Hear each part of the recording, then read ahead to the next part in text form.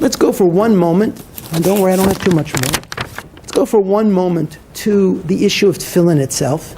And I do not intend to give a full-blown shir on the history and the halachos of tefillin. However, broadly speaking,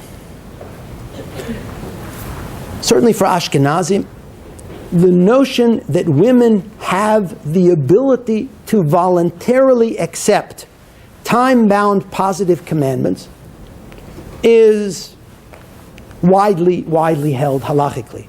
That's why, you can ask Rabbi Genak, our team goes crazy getting about Tekiah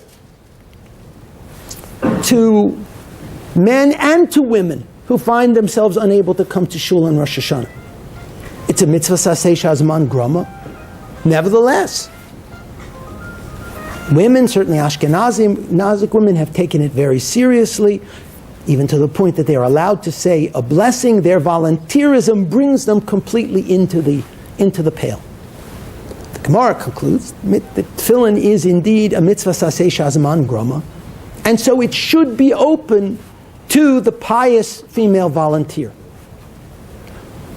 Why has tradition said in that particular instance it is not? And that is because tefillin represent,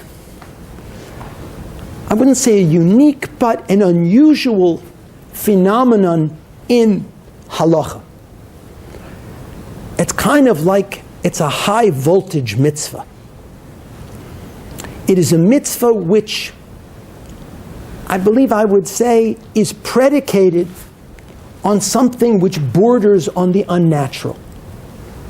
To take basically the equivalent of a miniaturized Sefer Torah, an object of kind of an ultimate exalted physical sanctity, and to take it and bind it on the human body. Now understand that the human body, particularly the Jewish human body, is unique in its susceptibility, for example, to the concept of tumah. The only thing which can be alive and tameh is a Jew. Right? Only a Jew can be a metzora, a zav, a zava, etc. All of these states which require people to go to the mikvah or to have the ashes of the red heifer sprinkled on them, only a Jew has this capacity. So the Jewish body is this exceptionally volatile entity. And it's the holiest thing in the world. You could burn a Sefer Torah to save a Jew. And on the other hand, it is a portal for all of these concepts of impurity. To take an object so sacred and bind it on that body is something which, even where males are concerned, the tradition sees attention. They talk about guf naki, and even that term is very difficult to pin down. It has sort of changed in its expression through halachic literature. Literally, it means a clean or pure body. But where do we see the reticence where men are concerned? And this has nothing to do with a woman's monthly cycles. What is, so we see, for example, the restrictions on a woman, namely that she should stay away from tefillin, are the same restrictions that are placed on a male Eved Kanani, a Canaanite bondsman, who has also the same mitzvah set as a woman. Right? Why?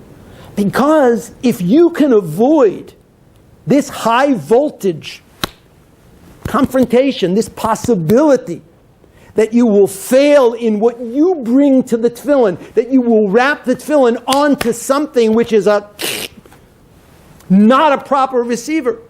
Doctor, it hurts when I do this. Don't do it. Tremble and don't do it. It goes even further. Why do you think it is?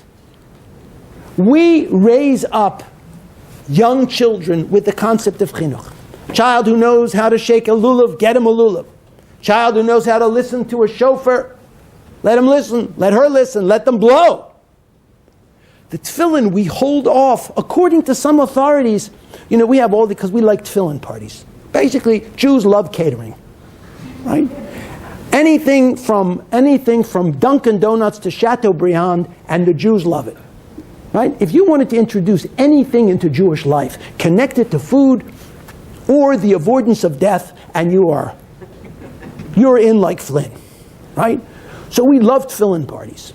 So people go looking for minhagim. Is our minhag to put it on a month before? Is it 3 months before? But understand that according to many poskim, the first time a boy is allowed to put on tefillin is the day of his actual bar mitzvah. Why? Because once he's obligated, he has no choice. He has to risk the confrontation.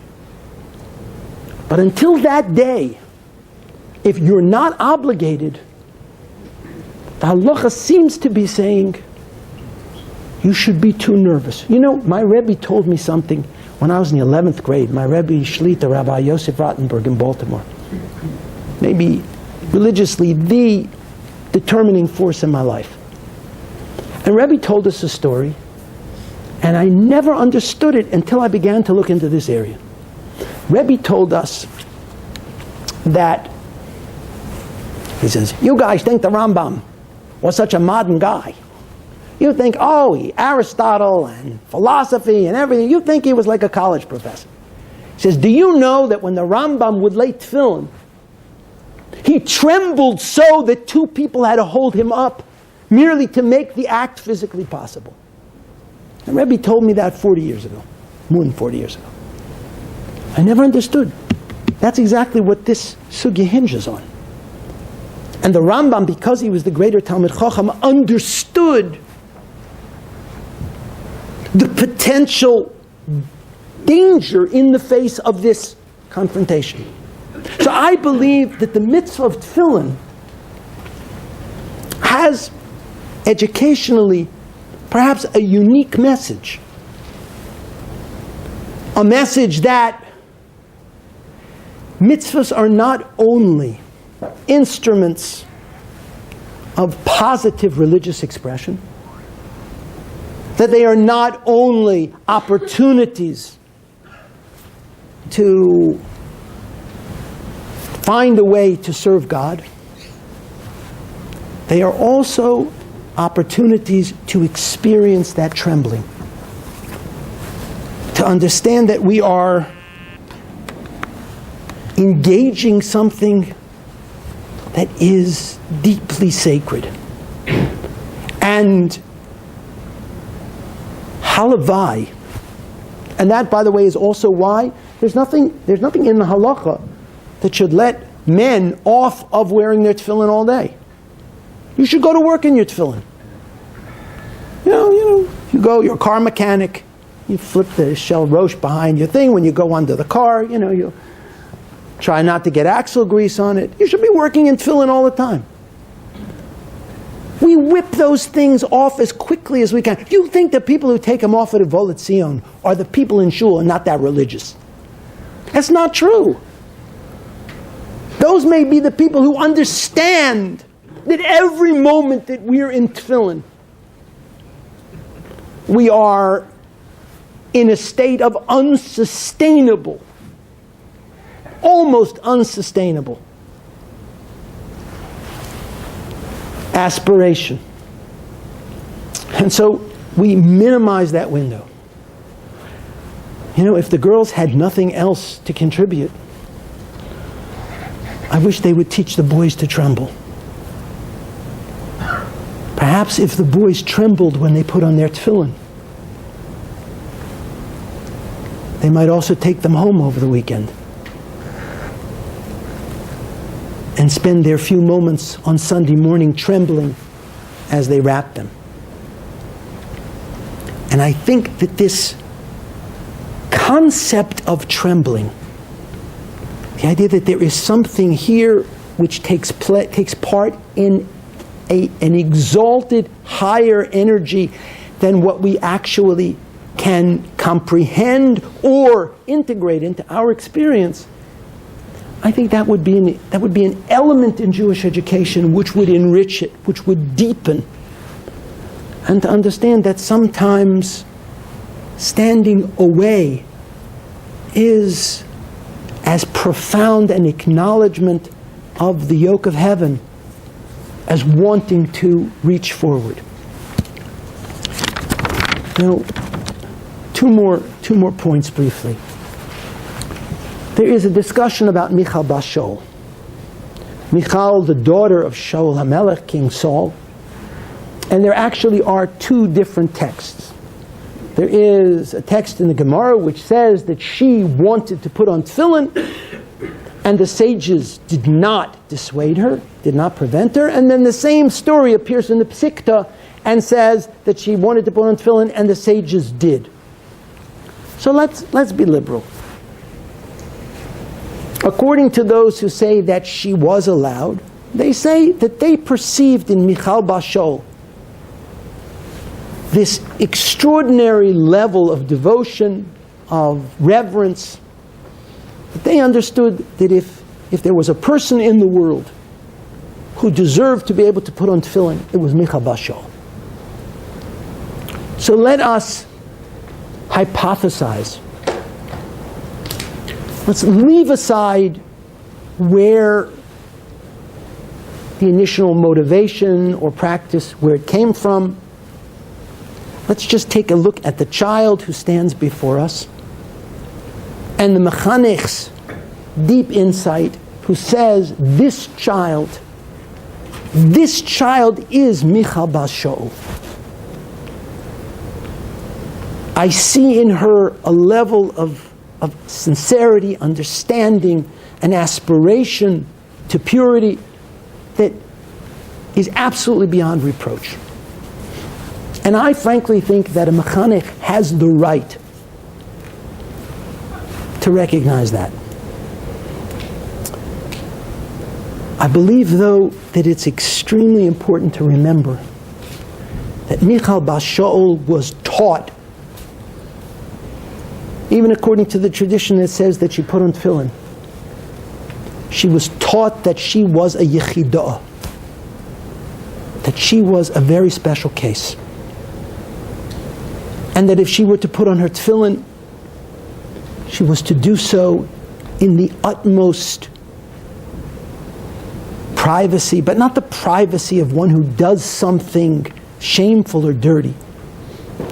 The privacy of someone for whom a space has been carved which simply cannot be replicated on a regular basis.